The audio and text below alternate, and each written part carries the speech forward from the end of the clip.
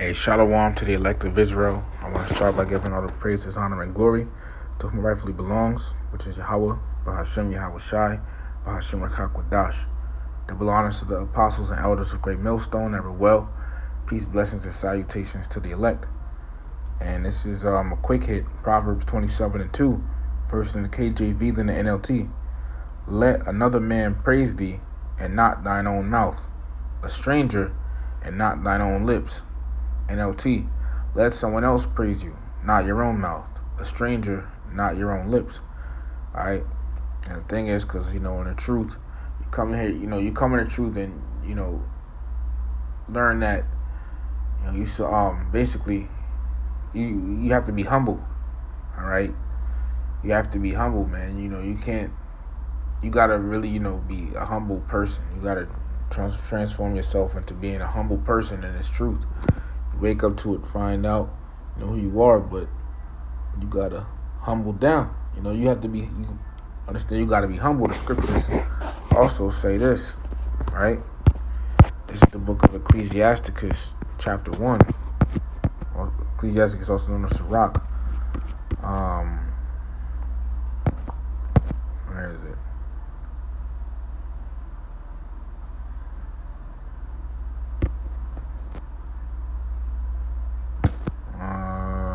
Maybe it's not in the first chapter.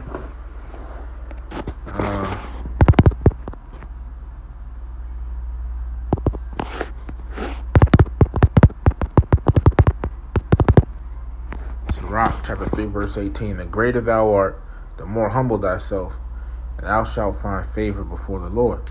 You see, so the thing is, in this truth, you are supposed to be humble. Okay?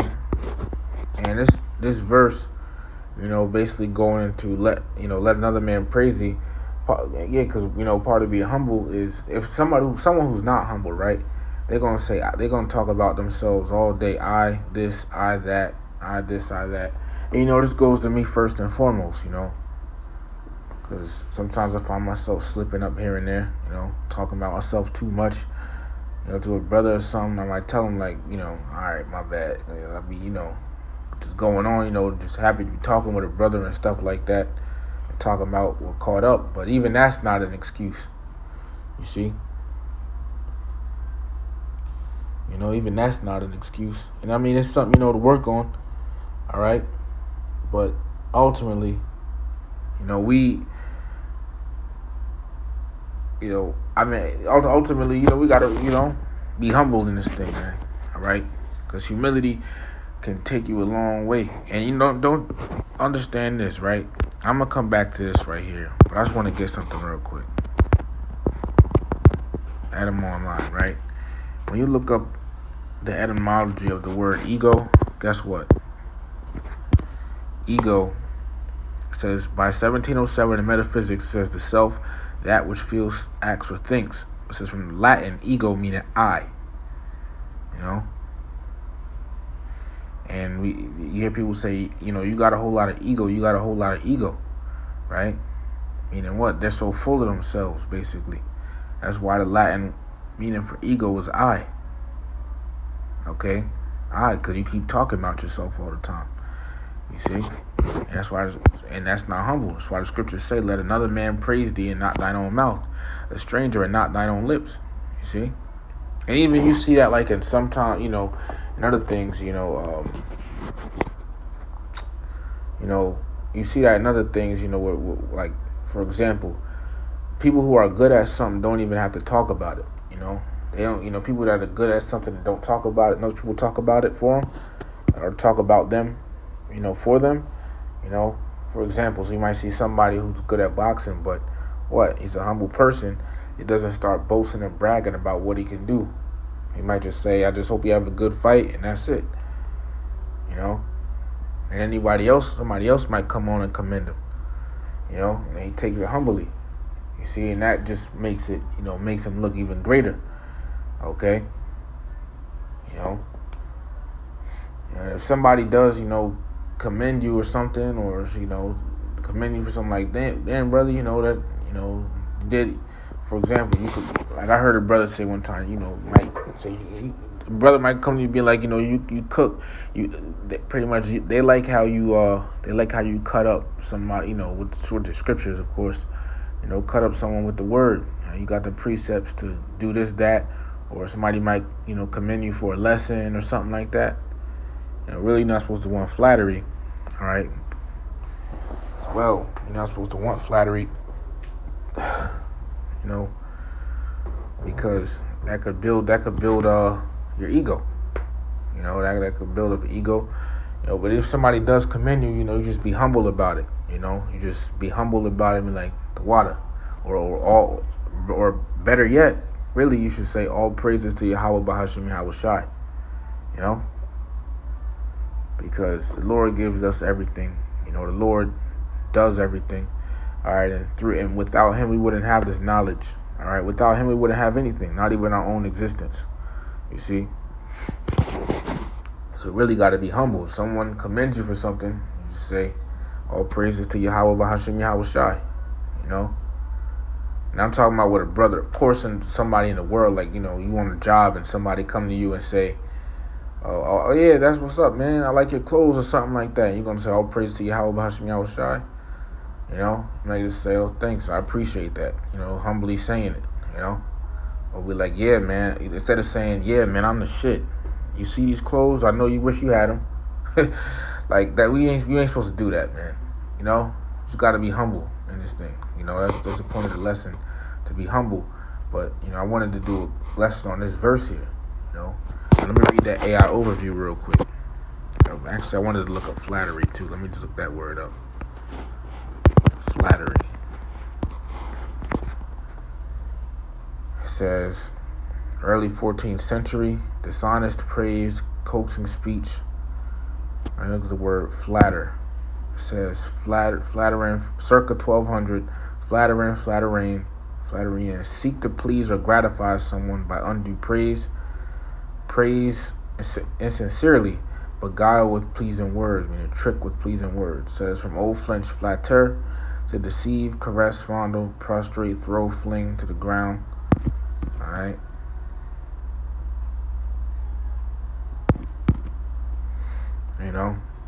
So now let me go back and read the AI overview.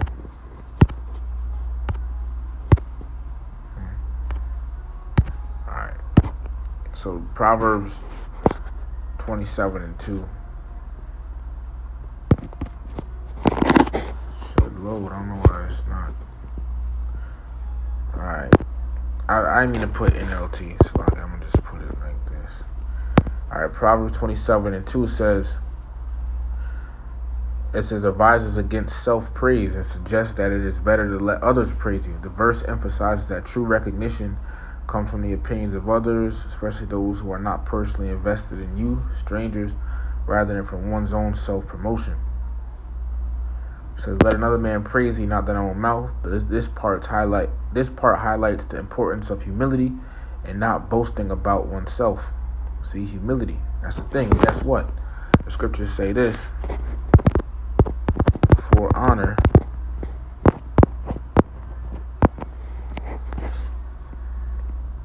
Proverbs 18:12. Before destruction, before someone's downfall or their destruction, right? Says the heart of man, heart in Hebrew is lab, which means mind. The mind of man is haughty, meaning prideful. So before a prideful person's downfall, they have pride. And before honor, before someone obtains honor, is what? Humility. Yeah, and before we, get to the kingdom and everything, we gotta display humility and humbleness. Before we get put on the thrones and everything like that, reigning with Yahweh Shah, we gotta, display humility and humbleness, man. And this is one of the ways to do it. Let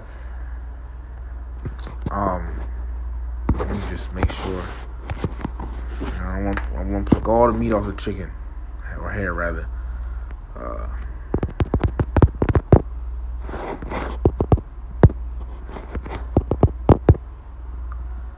This is Numbers 12, and I'm gonna start at verse 1. And Miriam and Aaron spoke against Moses because of the Ethiopian woman whom he had married, for he had married an Ethiopian woman. And they said, Hath Yahweh indeed spoken only by Moses? Hath he not spoken also by us? And Yahweh heard it.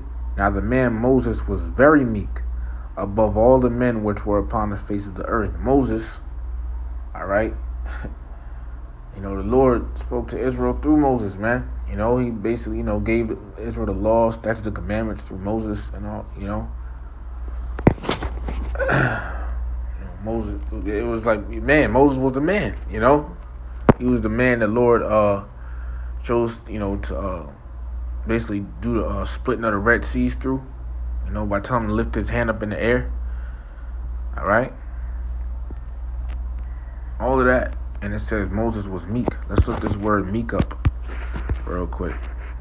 Numbers chapter 12, verse 3. Meek. I know what. It says poor, humble. All right? But really humble, lowly, meek. Let's look at this word humble, man. Humble, it says having or showing a modest estimate, right, of one's value or importance, not arrogant or self-important, right, not being prideful. Esau is prideful. You see, he's about to have a great fall. And all the king's horses and all the king's men ain't going to be able to put Esau back together again. You know what I mean? But we're not supposed to be prideful, man. Okay? Now, I'm not saying you got to, you hear brothers say, we're not shit, but it comes from a place of humility, though. It comes from a place of humbleness, right? But it says a modest estimate, okay? And you can, you can have confidence. Having confidence and being prideful is two different things. You could be humbly confident, You can be confident about yourself. But don't be, you don't gotta act like, you the shit. Can't nobody tell you anything, because that's the thing about when you prideful. When you prideful, man, it's literally like a drug, man. People do crazy stuff off of pride. Everybody out here got ego, When people get out on road rage and stuff, ain't nobody want to take the low. It's pride. You get out of the car, somebody's in the right, somebody's in the wrong. All right, 90% of the time, unless they didn't see each other or something like that, and they both in the wrong or whatever. But people, perish due to ego. Okay, all of that stuff. You see, when you have a bunch of pride, nobody can really tell you anything. Nobody can tell you anything, man. You can't get corrected. So if you can't get corrected, right? If you can't get corrected, man. All right, because pride blinds you. It's literally like a blinder, man. Pride is like a blinder, You think you got it figured out. You think you know what you're talking about when you could really be dead wrong about something. And now when somebody comes to tell you, you think you got so much pride. All right, you think they talking shit because why? You think because you think you're right. So because you think you're right, you think somebody else is talking shit. You see, when they're really just trying to correct you, and that happens to a lot of these Israelite camps, man. When we get on them, they think we just hating on them or whatever, but really we trying to correct them. But this is Proverbs 29:1. He that being often reproved hardeneth his neck shall suddenly be destroyed, and that without remedy. NLT. Whosoever stubbornly refuses to accept criticism will suddenly be destroyed beyond recovery. You see? So, how much more plainer can it get? So the point is, to be humble, man. All right? Because even Nebuchadnezzar, who was prideful at one point, said this. Daniel chapter 4, verse 37. Now I, Nebuchadnezzar, praise and extol and honor the King of heaven, all whose works are truth and his ways judgment. And those that walk in pride, he is able to abase. All right? And abase means to bring low. The scripture said, a man's pride shall bring him low. It's like Esau. His pride is high, but the Lord said he's going to bring him low. So, let me read that real quick. Obadiah 1. read verse 3 to 4. The pride of thine heart hath deceived thee. See the pride, right? It says, thou that dwellest in the clefts of the rock, whose habitation is high, that saith in his heart, who shall bring me down to the ground? Though thou exalt thyself as the eagle, and though thou set thy nest among the stars, thence will I bring thee down, saith Yahweh. See? So, you get the idea, man. Be humble, right? You know, have humility, especially amongst brothers. You know, think of brothers more than yourself. You know, this lesson is to me first and foremost. All right, but think, especially with brothers, think of brothers more than yourself. Okay, so that's basically it, man. Let another man praise thee, and not thine own mouth. Roughly paraphrasing. So with that, giving all praises, honor, and glory to Yahweh, Bahashim Yahweh Shai, Bahashim Rakakwadash, that will honor to the apostles and elders of Great Millstone, every well. Peace, blessings, and salutations to the elect. Shalom to the elect.